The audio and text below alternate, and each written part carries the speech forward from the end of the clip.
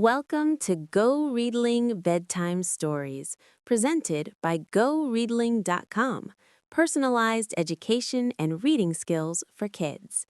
Find a comfortable spot, close your eyes, take a slow, deep breath, and let our story carry you gently off to sleep.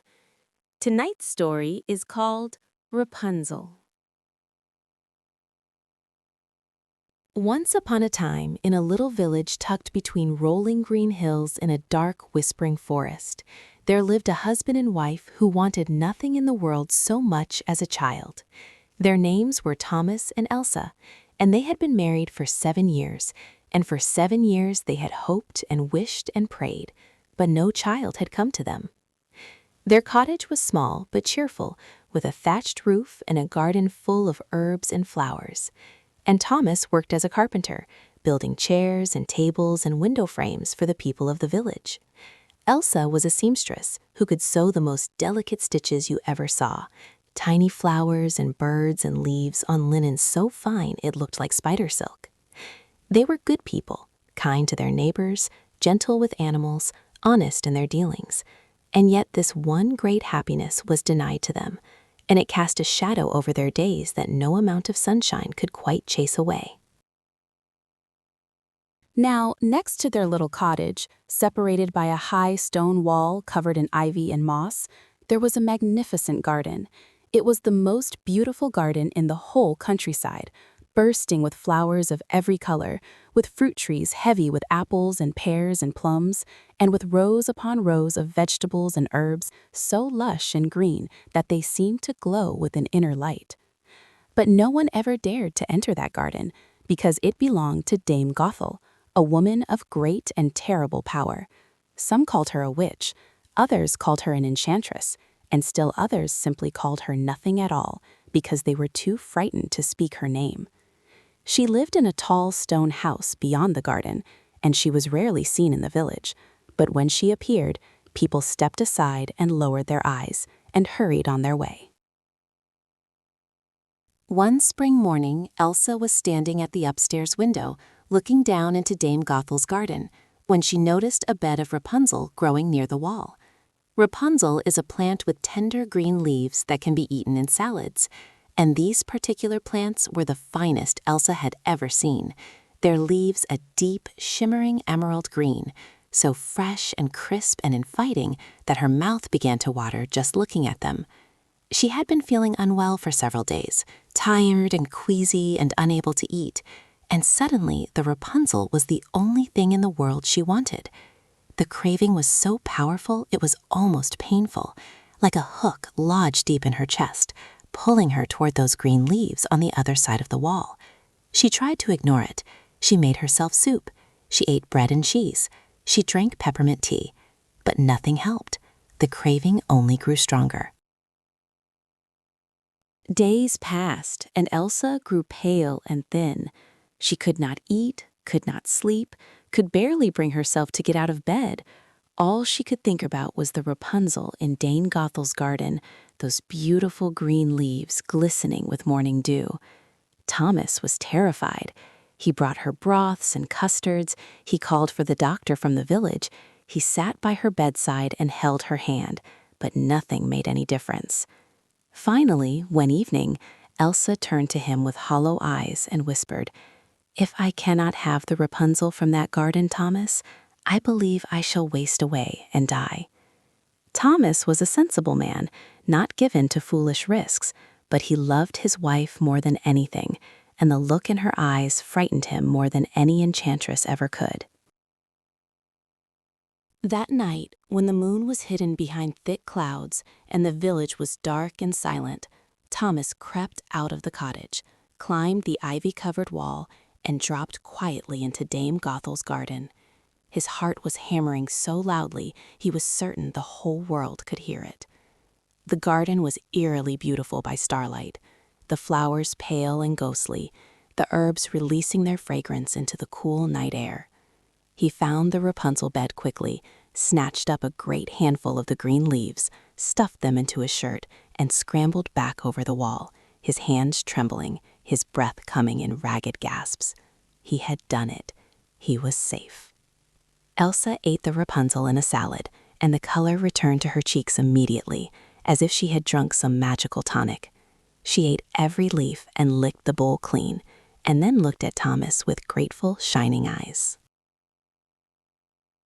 But the Rapunzel only made the craving worse. The next day, Elsa wanted more, and the day after that, even more. And within a week, Thomas had climbed the wall 3 times, each time bringing back more of the enchantress's precious Rapunzel. On the 4th night, just as Thomas had filled both his arms with the green leaves, a voice spoke from the darkness behind him, cold and clear as ice cracking on a winter pond. "So, you are the thief who has been stealing my Rapunzel." Thomas spun around, and there was Dame Gothel, standing among her roses, her silver hair gleaming in the moonlight, her dark eyes boring into him like twin needles. Thomas fell to his knees, the Rapunzel tumbling from his arms and scattering across the earth. He begged for mercy. He explained about his wife, about her illness, about the terrible craving that was consuming her. Dame Gothel listened in silence, her expression unreadable, her thin lips pressed together in a line as straight and sharp as a blade. When Thomas had finished his stammering explanation, she was quiet for a long moment. Then she spoke. "Very well," she said, and her voice was like the sound of a key turning in an old lock. "You may take as much Rapunzel as you wish. Your wife may eat her fill, but there is a price." Thomas, still kneeling in the dirt, looked up at her with wide, frightened eyes. "When the child is born," Dame Gothel continued, "and please do not look so surprised, Thomas. Yes, your wife is with child. That is the reason for her cravings. You will give the baby to me. I will raise it as my own. It will want for nothing. It will be well cared for and well fed, and protected from all harm. That is my price, and it is not negotiable." Thomas wanted to refuse. Every fiber of his being screamed at him to refuse, to throw the Rapunzel in the enchantress's face and run. But the thought of Elsa, pale and wasting in her bed, the thought of the child they had wanted for so long, dying before it was even born because its mother could not eat, was more than he could bear. With tears streaming down his face and shame burning in his chest like a coal, Thomas agreed. Dame Gothel smiled, a smile that was not cruel but was not kind either, something ancient and complicated that Thomas could not begin to understand. She gathered up the scattered Rapunzel, added more from the bed, and handed him the great green bundle. "Go home to your wife," she said, "and remember your promise." The months passed, and Elsa grew round and healthy, and on a cool autumn evening, with the leaves turning gold and red outside the window and a fire crackling in the hearth, she gave birth to a beautiful baby girl. The child had a tuft of golden hair, fine as corn silk, and eyes as blue as the summer sky. And when she cried, her voice was as clear and sweet as a silver bell. Thomas and Elsa held their daughter and wept with joy, and for one brief golden hour, they forgot their terrible promise and were simply parents, dazzled by the miracle of new life. But then there was a knock at the door, 3 slow knocks, deliberate and unhurried. And when Thomas opened it, Dame Gothel was standing on the step, wrapped in a dark green cloak, her silver hair shining in the lamplight. She did not speak harshly. She did not snatch the child. She simply held out her arms, and the look in her eyes was not wicked, but hungry, the look of someone who has been alone for a very long time and wants, more than anything, someone to love. Thomas placed the baby in her arms, and Elsa sobbed as if her heart would break into 1,000 pieces. And Dame Gothel looked down at the tiny golden-haired child and said very softly, "I shall call her Rapunzel, after the plant that brought her to me." Then she turned and disappeared into the night, and the cottage that had been so briefly filled with the warmth and wonder of a newborn baby was silent and cold once more. Thomas held Elsa while she cried, and he made her promises he could not keep, and outside the wind blew the autumn leaves in great golden spirals down the dark and empty lane. Dame Gothel kept her word. Little Rapunzel wanted for nothing. She was fed the finest foods, dressed in the softest clothes, educated by the enchantress herself in reading and writing and music and botany, and the names of every star in the sky. Dame Gothel loved the girl fiercely, possessively, with a love that was real but twisted, like a vine that wraps so tightly around a young tree that it eventually strangles it. She was terrified of losing Rapunzel, terrified that the world would take her away, and so she kept her close, always close, never letting her play with other children, never letting her wander beyond the garden walls. Rapunzel grew into a cheerful, curious child with a laugh like running water and hair that grew and grew and grew, never cut, never trimmed, golden as sunshine and impossibly long, trailing behind her like a river of light. When Rapunzel was 12 years old, Dame Gothel made a decision born of fear and love, those two emotions that so often walk hand in hand. Deep in the forest, in a clearing surrounded by ancient oaks and silver birch trees, there stood a tall stone tower with no door and no staircase, only a single window at the very top. It had been built long ago by someone whose name was forgotten, and it rose straight up from the forest floor like a great stone finger pointing at the sky. Dame Gothel took Rapunzel to this tower and installed her in the room at the top, a round, comfortable room with a bed and a bookshelf and a fireplace and a little table by the window.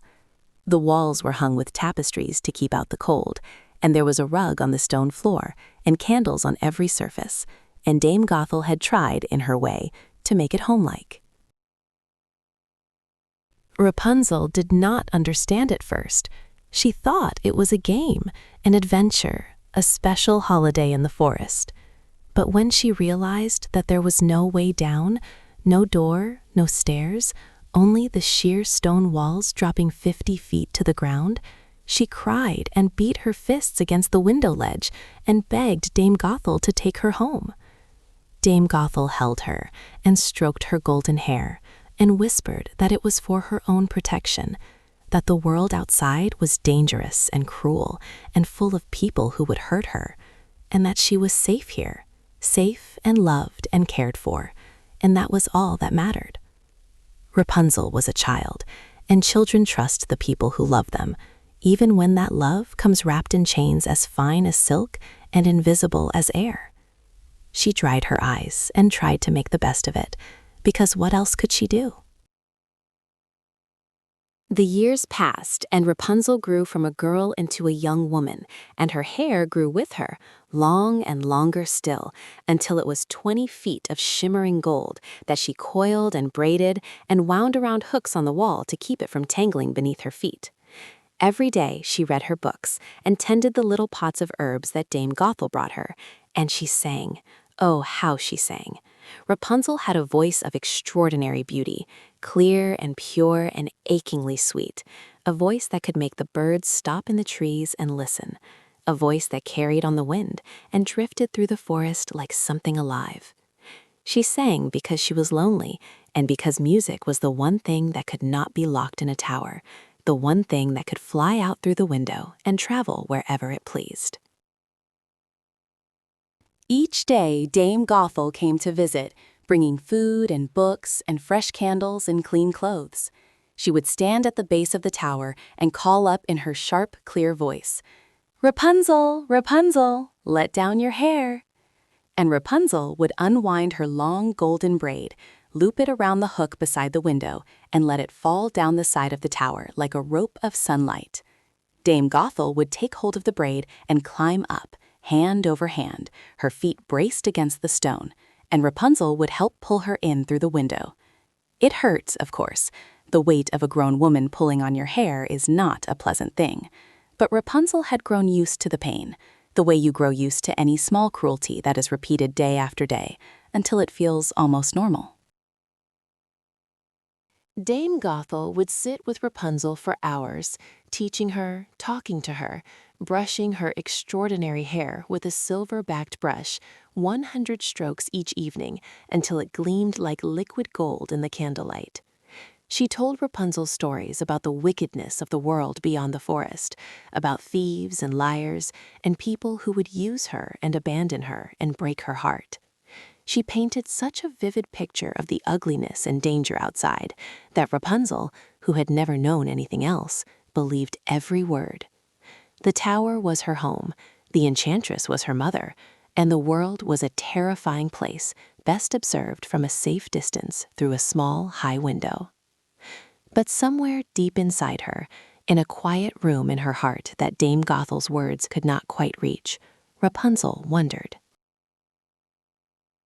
Now it happened that a prince named Julian was riding through the forest one afternoon in early spring. He was the youngest son of the king, a thoughtful young man of 20, with dark curly hair and kind brown eyes. And he was not hunting or questing or doing any of the grand things that princes are supposed to do. He was simply riding because he loved the forest, loved the way the light fell through the canopy in long golden columns, loved the smell of earth and moss and wild garlic, loved the silence that was not really silence at all, but 1,000 tiny sounds woven together into something like music. His horse, a gentle gray mare named Cloud, picked her way carefully along the narrow path, and Julian let her choose the way, content to follow wherever she led. And then he heard it, a voice rising from somewhere deep among the trees, so beautiful that it stopped him in his saddle, as surely as if someone had placed a hand on his chest and pushed.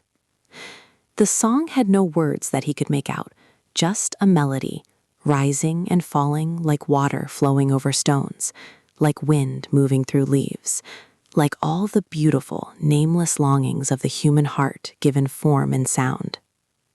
Julian dismounted and tied Cloud to a branch and followed the voice through the undergrowth, pushing through ferns and brambles, stepping over fallen logs, drawn forward by that extraordinary sound, the way a moth is drawn to a candle flame.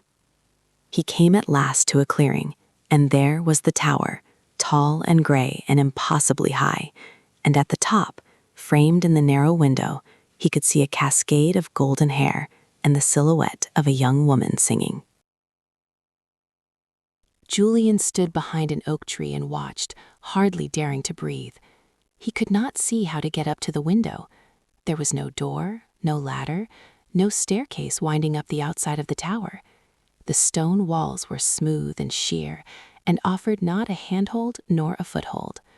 He stood there for a long time, listening to the singing, and then he heard footsteps approaching through the forest.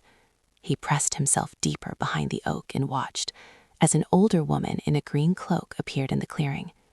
She stood at the base of the tower and called up, "Rapunzel, Rapunzel, let down your hair."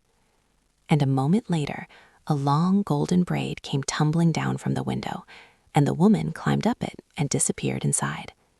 Julian's eyes went wide.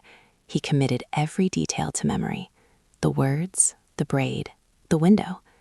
And then he crept silently back to Cloud and rode home with his head spinning and his heart full of wonder.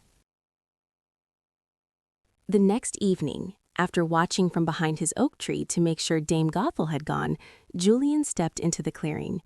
The tower was dark against the evening sky, and the first stars were appearing above the treetops. He stood where he had seen the enchantress stand, tipped his head back, and called up in a voice that trembled only slightly, "Rapunzel, Rapunzel, let down your hair."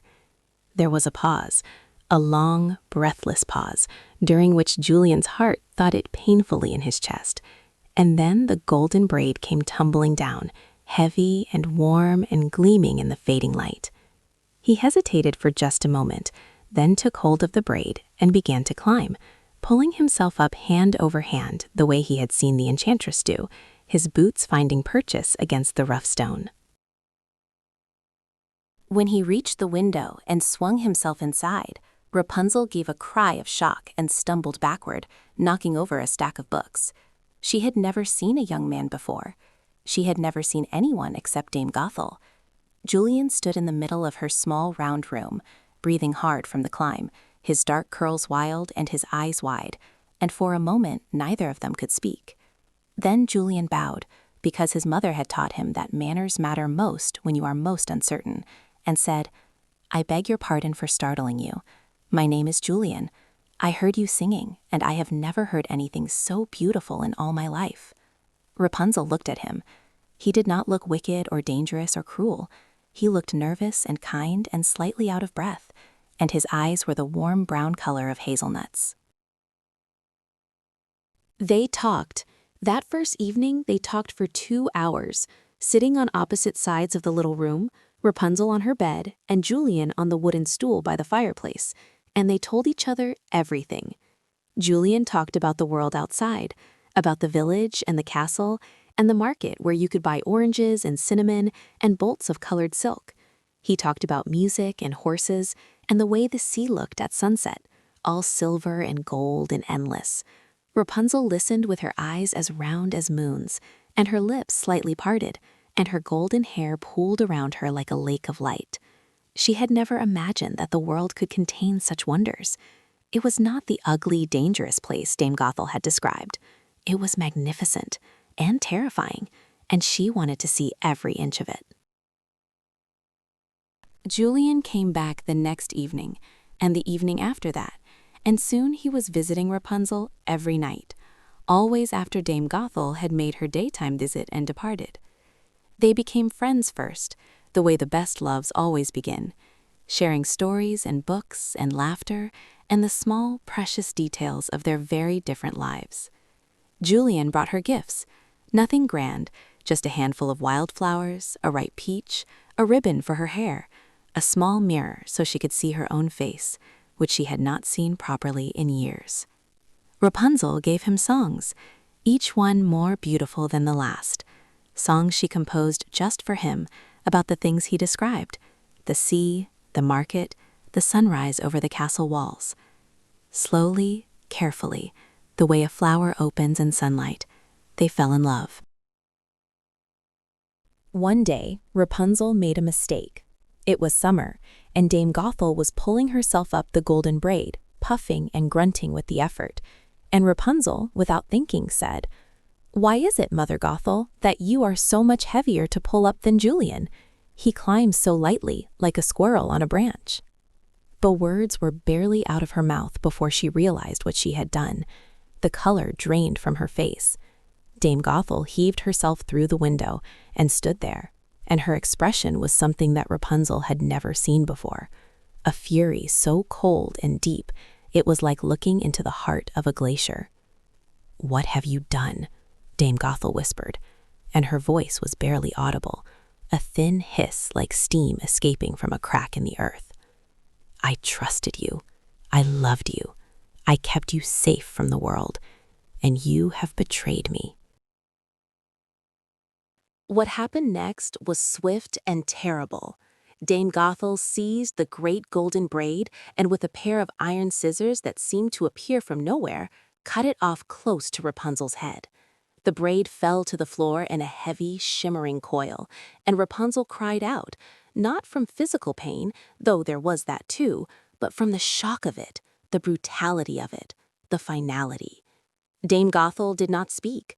She did not explain or lecture or rage.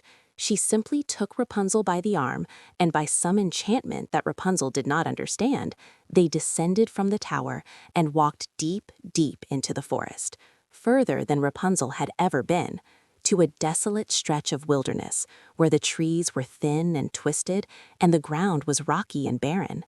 There Dame Gothel left her, alone, without food or shelter, in a place so remote that not even the birds seemed to visit. That same evening, Julian came to the tower as usual. He stood in the clearing and called up, "Rapunzel, Rapunzel, let down your hair." And the golden braid came tumbling down. Julian took hold of it and climbed, his heart light, his mind full of the story he wanted to tell Rapunzel about a pair of swallows he had seen building a nest above his window. But when he reached the top and swung himself in through the window, it was not Rapunzel who greeted him. It was Dame Gothel, standing in the shadows with the severed braid wound around the window hook, her eyes gleaming with a cold and terrible satisfaction. "So," she said, very quietly, "the little bird has flown, and the cat has come to an empty nest." Julian stared at her, and his blood turned to ice in his veins. "You will never see her again," she said. "She is gone. I have sent her to a place where you will never find her, where no one will ever find her. And she will live out her days alone, as she should have done from the beginning, protected from the likes of you." Julian felt something break inside him, a clean, sharp crack like a branch snapping under the weight of snow. He stumbled backward, and his foot found nothing but air. He fell from the window of the tower, 50 feet down, and the thorn bushes at the base of the tower broke his fall, but took his sight. The thorns pierced his eyes, and the world went dark, and Julian lay among the brambles, blind and broken and weeping, while above him Dame Gothel watched without expression. Julian survived because young men are resilient, and because despair, paradoxically, can sometimes be a reason to keep living, if only to spite it.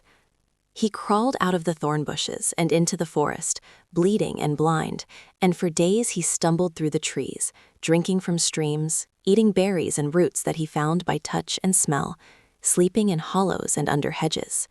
He had no idea where he was going. He could not see the sun or the stars or the path. He walked because walking was better than lying still, and because somewhere, in some distant, unreachable corner of the world, Rapunzel was alive, and as long as she was alive, there was something worth walking toward. The forest animals seemed to sense his distress. Deer moved aside for him. Birds called out warnings when he approached a cliff or ravine. A fox led him to water more than once. Months passed. Julian became thin and weathered and wild, his fine clothes reduced to rags, his boots worn through, his dark curls matted and tangled. He walked through forests and across meadows and along the banks of rivers he could hear but not see. He asked everyone he met if they had seen a girl with golden hair and a voice like an angel, but no one had, and slowly the hope drained out of him like water leaking from a cracked cup. He began to wonder if Dame Gothel had been right, if the world really was as cruel and empty as she had always told Rapunzel it was. But he kept walking, because there was nothing else to do, and because somewhere deep inside him, deeper than despair, deeper than reason, there was a small, stubborn flame of love that simply refused to go out. Rapunzel, too, was surviving. The wilderness where Dame Gothel had left her was harsh and lonely, a land of rocky canyons and sparse wind-bent trees, and streams that ran clear and cold over beds of smooth gray stone. At first she had been terrified, alone for the first time in her life, with no walls to protect her, no roof over her head, no enchantress to bring her food and candles. But Rapunzel was stronger than she knew, stronger than Dame Gothel had ever guessed, and the book she had read in her tower had taught her more about the world than the enchantress had intended. She found a shallow cave in the canyon wall and made it her home. She learned to find edible plants and to catch fish in the stream with a woven basket. Her hair grew back slowly, a shorter, wilder gold. Even in her exile, even in her loneliness and grief, Rapunzel sang, because singing was as natural to her as breathing, and because her songs were the thread that connected her to Julian, wherever he was, alive or dead, lost or found. She sang in the morning when the sun rose over the canyon rim in a blaze of orange and pink. She sang in the evening when the stars came out, thick and brilliant, in the clear, dark sky above the wilderness. She sang to the rabbits and the hawks and the wildflowers that grew between the rocks. And she sang to herself songs of hope and courage, and a love that was not gone, but only waiting, patient as a seed beneath the snow. Nearly 2 years had passed when Julian, gaunt and blind and barely alive, stumbled into the rocky canyon where Rapunzel had built her solitary life. He heard water and followed the sound, and then he heard something else, something that froze him where he stood and sent tears streaming from his sightless eyes. A voice, her voice, singing. The same song she had been singing on the day he first heard her, the melody that had pulled him through the forest like a golden thread. Julian opened his mouth, but no sound came out at first. He tried again, and this time he managed to whisper her name. Rapunzel. She turned. She saw a ragged, thin, blind man standing at the edge of her stream, his face turned toward her, his ruined eyes weeping, his hands trembling at his sides. And she knew him. She knew him instantly, the way you know your own heartbeat. Rapunzel ran to him and threw her arms around him, and she wept. She wept with joy and grief and relief, all the emotions she had been holding inside for nearly 2 years pouring out of her at once. And her tears fell on Julian's face and ran into his damaged eyes. And something miraculous happened. Where her tears touched his eyes, the darkness began to dissolve, like frost melting on a window pane. First there was gray, then shapes, then color, and then Julian could see. He could see the blue sky above the canyon, and the silver stream, and the wildflowers growing between the rocks, and Rapunzel's face, thinner than he remembered, and browned by the sun, and more beautiful than anything he had ever seen or ever would see again. He touched her cheek in wonder, as if she might be a dream that would vanish at the slightest pressure, and she caught his hand and pressed it to her lips. They stayed in the canyon for a week, resting and recovering, telling each other everything that had happened during their long separation. Rapunzel fed Julian from her garden and her stream, wild greens and baked fish and berries sweet as honey. His strength returned with astonishing speed, as if his body had been waiting for permission to heal, and all it needed was the sound of her voice and the warmth of her hand in his. They built a fire each evening and sat beside it, watching the sparks rise into the dark sky like tiny stars returning home. And they made plans. They would not go back to the tower. They would not seek revenge on Dame Gothel. They would go forward, together, into a future that they would build with their own hands, stone by patient stone. They traveled together through the wilderness and back into the kingdom, and when they arrived at the castle, Julian's family, who had long given him up for dead, embraced him with tears and cries of wonder. His father, the king, looked at Rapunzel, this sunburned, wild-haired girl with the extraordinary voice, and he saw immediately what his son saw. Not a peasant, not a captive, not a prize to be won, but a person of remarkable courage and grace, who had survived things that would have destroyed a lesser spirit. A wedding was held in the castle chapel, a simple, beautiful ceremony with wildflowers on the altar and candles in every window, and Rapunzel wore a dress of cream-colored silk that Elsa, her birth mother, had sewn with trembling, joyful hands. Because Thomas and Elsa had been found and brought to the castle, and for the first time in 18 years, they held their daughter and called her by her name. As for Dame Gothel, she was never seen again. Some say she retreated to her garden and her tall stone house and lived out her days alone, tending her Rapunzel and her roses, growing older and smaller and quieter until she was just another shadow among the trees. Others say she left the kingdom entirely, traveling to distant lands where no one knew her name or her deeds, starting over the way people sometimes do when the weight of their choices becomes too heavy to carry. Rapunzel thought about her sometimes, the enchantress who had raised her, who had loved her in the only way she knew how, a love made crooked by fear, a love that tried to protect by imprisoning. She did not hate Dame Gothel. She pitied her, because a life ruled by fear is a prison far more confining than any tower of stone. Julian and Rapunzel lived a long and happy life together. They filled the castle with music and laughter, and Rapunzel planted a garden in the courtyard, a magnificent garden bursting with flowers of every color, with fruit trees and herbs, and yes, rows and rows of Rapunzel, those tender green leaves that had started this whole story so many years ago. She never locked a door. She never closed a window. The castle was open to all, and anyone who came hungry was fed, and anyone who came lonely was welcomed, and anyone who came afraid was comforted, because Rapunzel knew, better than anyone, what it meant to be shut away from the world, and she was determined that no one who entered her life would ever feel that particular kind of loneliness again. And that, dear little one, is the story of Rapunzel, the girl with the golden hair who was locked in a tower but could not